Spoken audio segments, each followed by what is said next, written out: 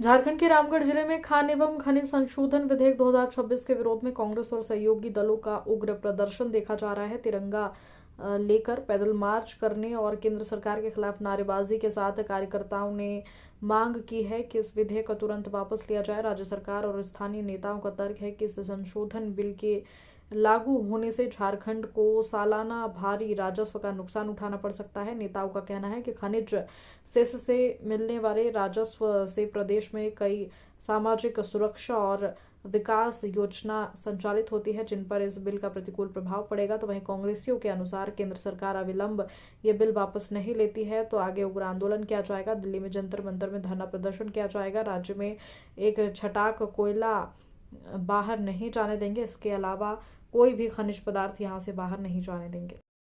हाँ, आपको मालूम है जब से केंद्र सरकार आई है, ये जिस जगह पर खड़ा है एशिया की सबसे बड़का कोयला मंडी है, लेकिन 2014 के बाद ये मंडी ठंडा गया है।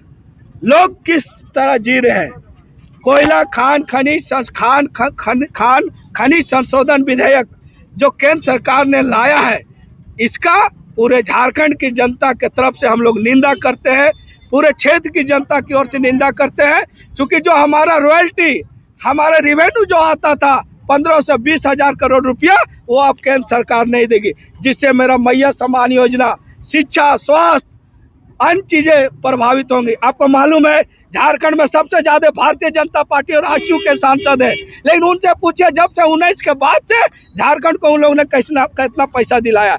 सारे सांसद और विधायक डीएमएफटी फंड के पैसे से उद्घाटन शिलान्यास करके मौज मस्ती कर रहे हैं।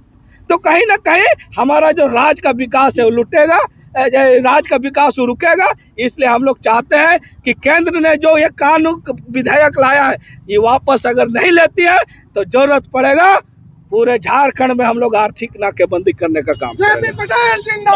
हमारे पूर्व मंत्री पूर्व विधायक आपने पूरा विस्तृत रूप से बोले, लेकिन मैं एक बात कहना चाहता हूँ, इस देश कांग्रेस का धरोहर है। और जो कोयला खनिज के बारे में बात किया, हमारे स्वर्गीय इंदिरा गांधी ने कोयले नेशनलाइज करके और लाखों करोड़ों लोगों का रोजगार देने के काम की थी। लेकिन आज मोदी सरकार जितना भी बना रहा है, या पार्लियामेंट में कानून या अदानी अंबानी के फायदा के लिए बना रहा है और पब्लिक सेक्टर को बर्बाद कर रहा है।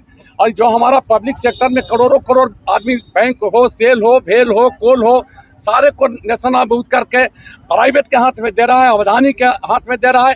आज हमारे मेयर है, संतन बाबू है, सारे हमारे धर्मराज बाबू, जितने हमारे कांग्रेस के नेता हैं, आज हम लोग इसको विरोध करते हैं। हमारे पटेल जी ने कहे हम लोग को नाकेबंदी भी करना होगा, तो हम एक छटाक कोयला झारखंड से बाहर नहीं जाने देंगे, आंदोलन करेंगे। अब हमारा यहाँ अस्तित्व की लड़ाई है, झारखंड का अस्तित्व की लड़ाई है। इसके लिए हमको जो भी करना होगा हम लोग करने के लिए तैयार हैं।